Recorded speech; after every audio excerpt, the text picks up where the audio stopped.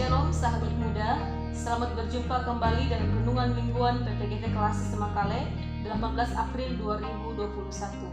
Bahagian firman Tuhan yang akan kita baca dan renungkan saat ini dari Yeremia pasal 30 ayat 1 hingga ayat 11. Yeremia pasal 30 ayat 1 hingga ayat 11. Mari berdoa untuk pembacaan dan perenungan firman Tuhan. Ya Bapa di sorga, kami bersyukur untuk kehidupan yang senantiasa Tuhan anugerahkan bagi kami semua. Dan kami mensyukuri untuk nafas kehidupan, sukacita, semangat baru di dalamnya. Dan saat ini pula kami akan membaca dan merenungkan firman Tuhan. Biarlah Roh Kudus Tuhan yang menuntun setiap kami, sehingga boleh mengerti, memahami dengan baik firman-Mu yang akan kami baca dan renungkan saat ini. Kiranya juga jika Tuhan berkenan, boleh mengoreksi sikap hidup kami yang tidak sesuai dengan kehendak-Mu. Boleh meneguhkan iman kepercayaan kami kepadamu semata-mata. Ya Bapa, bersabdalah kepada kami mau membaca dan merenungkan firman-Mu. Dalam Kristus Yesus Tuhan kami berdoa. Amin. Yeremia pasal 30 ayat 1 hingga ayat 11. Janji pemulihan Israel. Firman yang datang dari Tuhan kepada Yeremia bunyinya, beginilah firman Tuhan Allah Israel. Tuliskanlah segala perkataan yang telah kufirmankan kepadamu itu dalam suatu kitab. Sebab sesungguhnya waktunya akan datang, demikianlah firman Tuhan, bahwa aku akan memulihkan keadaan umatku Israel dan Yehuda, firman Tuhan. Dan aku akan mengembalikan mereka ke negeri yang telah kuberikan kepada nenek moyang mereka, dan mereka akan memilikinya. Inilah perkataan-perkataan yang telah difirmankan Tuhan tentang Israel dan tentang Yehuda. Sungguh, beginilah firman Tuhan, telah kami dengar jerit kegentaran, kedahsyatan dan tidak ada damai. Cobalah tanyakan dan selidiki, adakah laki-laki melahirkan? Mengapakah setiap laki-laki kulihat tangannya pada pinggangnya seperti seorang perempuan yang melahirkan? Mengapakah setiap muka berubah menjadi pucat? Hai, alangkah hebatnya hari itu, tidak ada teranya. Itulah waktu kesusahan bagi aku, tetapi ia akan diselamatkan daripadanya. Maka pada hari itu demikianlah firman Tuhan semesta alam. Aku akan mematahkan kuk dari tengkuk mereka dan memutuskan tali-tali pengikat mereka, dan mereka tidak akan mengabdi lagi kepada orang-orang asing. Mereka akan mengabdi kepada Tuhan Allah mereka dan kepada Daud Raja mereka yang akan kubangkitkan bagi mereka. Maka engkau janganlah takut, hai hambaku Yakub, demikianlah firman Tuhan. Janganlah gentar, hai Israel. Sebab sesungguhnya aku menyelamatkan engkau dari tempat jauh dan keturunanmu dari negeri pembuangan mereka. Yakub akan kembali dan hidup tenang dan aman dengan tidak ada yang mengejutkan. Sebab aku menyertai engkau, demikianlah firman Tuhan, untuk menyelamatkan engkau. Segala bangsa yang keantaranya engkau kuserahkan akan kuhabiskan, tetapi engkau ini tidak akan kuhabiskan.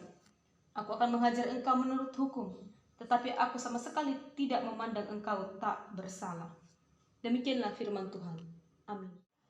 Sahabat muda, saat ini saya sedang berada di Toraja Airport yang juga beberapa waktu yang lalu telah diresmikan oleh Presiden kita, Bapak Joko Widodo.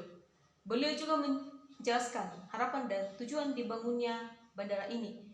Kita tahu sebelum bandara ini ada, sebelum bangunan dan keindahan yang tampak ini ada, awalnya yang ada ialah pegunungan, batu-batuan, pasir, pepohonan, semak duri, dan semak belukar.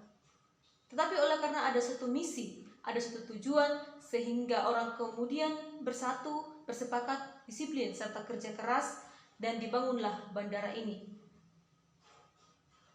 Meskipun dalam prosesnya, mungkin kerap kali ada ketidaksepahaman, ada perselisihan, mungkin juga ada keputusasaan dari orang-orang yang dipercayakan untuk menanganinya, seperti halnya tukang mungkin, mandor, dan pemerintah daerah.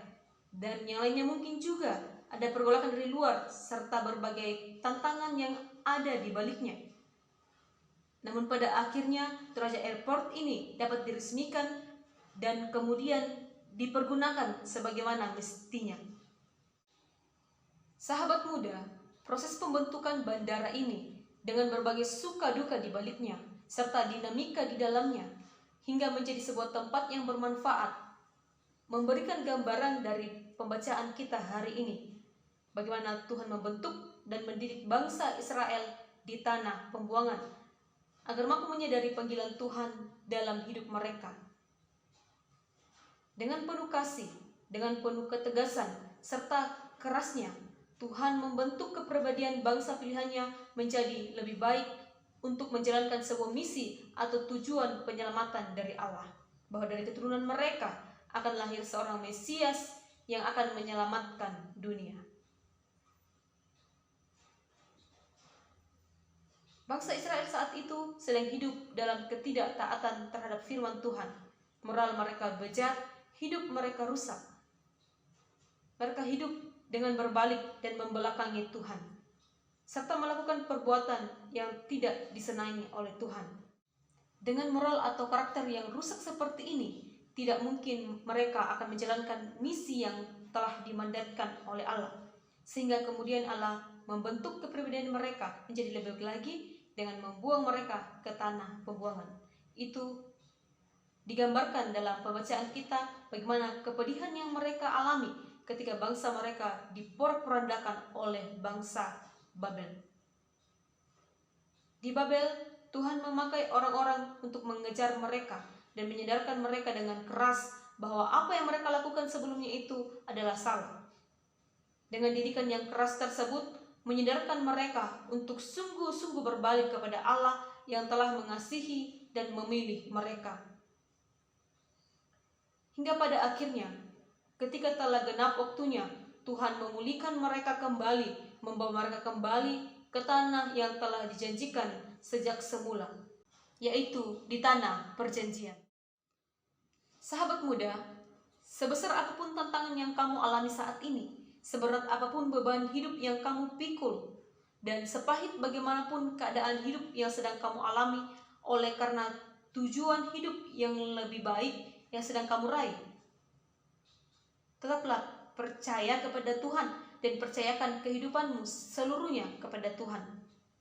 Pikulah itu dengan sukacita bersama Tuhan dan jangan pernah menyerah. Tuhan sedang membentuk kepribadianmu menjadi pribadi yang lebih baik dan bermoral yang baik. Juga menjadi pribadi yang setia dalam melakukan setiap hal yang dikehendaki oleh Tuhan. Dipersiapkan menjadi pribadi yang lebih tangguh dalam menjalani kehidupan, baik di masa ini maupun di masa yang akan datang dengan berbagai tantangan yang ada di baliknya. Ujian yang diberikan Tuhan mungkin bagaikan obat pahit, tetapi hal itu akan mampu mengubah hidupmu dan terlebih membuat hidupmu lebih bermakna. Ujian yang diberikan oleh Tuhan mungkin bagaikan obat pahit, tetapi percayalah itu akan mampu menyembuhkan dan memberikan dampak yang luar biasa bagi hidupmu. Cara Tuhan mendisiplinkan seseorang itu sangat baik. Ia mendisiplinkan dengan cara terbaiknya, hingga orang itu menjadi pribadi yang mampu menjalankan misi Allah di dalam hidupnya. Sahabat muda, setiap orang yang diciptakan Tuhan pasti memiliki tujuan masing-masing dalam hidupnya. Raihlah itu dengan tetap hidup setia bersama dengan Tuhan. Ada sebuah pepatah mengatakan, berakit-rakit ke hulu, berenang-renang kemudian, bersusah-susah dahulu, bersenang-senang kemudian. Sahabat muda, jika saat ini kamu merasa kehidupan seolah-olah tidak adil dengan berbagai kesulitan dan kepahitan hidup yang kamu alami, tetap hadapi itu bersama dengan Tuhan hingga akhirnya kamu mendapatkan sukacita yang ada di baliknya. Amin. Soli Deo Gloria.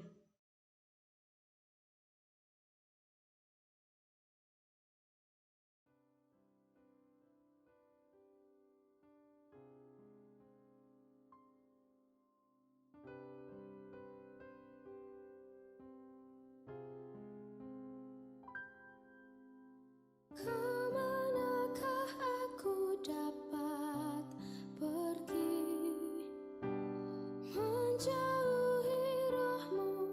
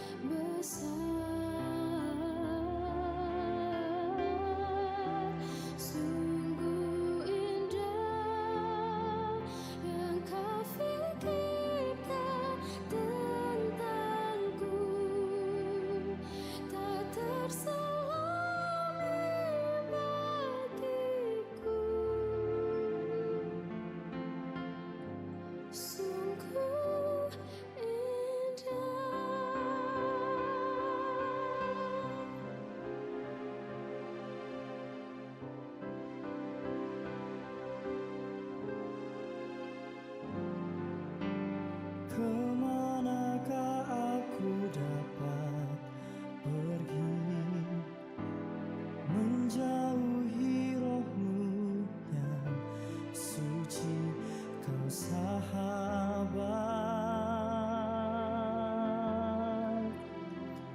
dan Kau dekat.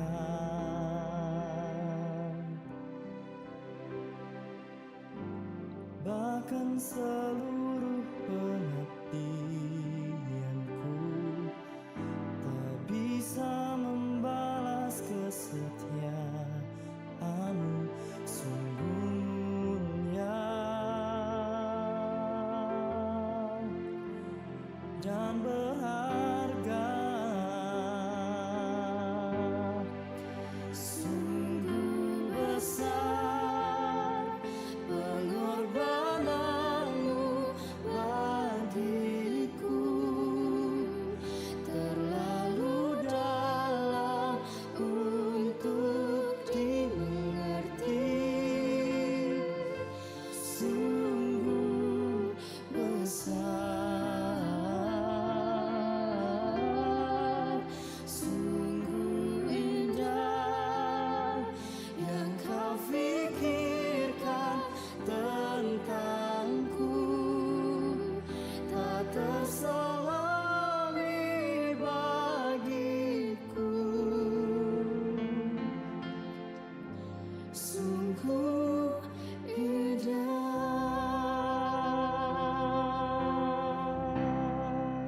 Sungguh besar pengorbanan-Mu bagiku, terlalu dalam untuk dimengerti. Sungguh besar. Sungguh indah yang Kau fikirkan tentangku, tak terselami bagiku. Sungguh indah, sungguh besar pengorbanan-Mu bagiku, terlalu dalam untuk dimengerti. Sungguh besar, sungguh indah yang Kau fikirkan tentangku, tak terselami bagiku. Sungguh indah, sungguh indah.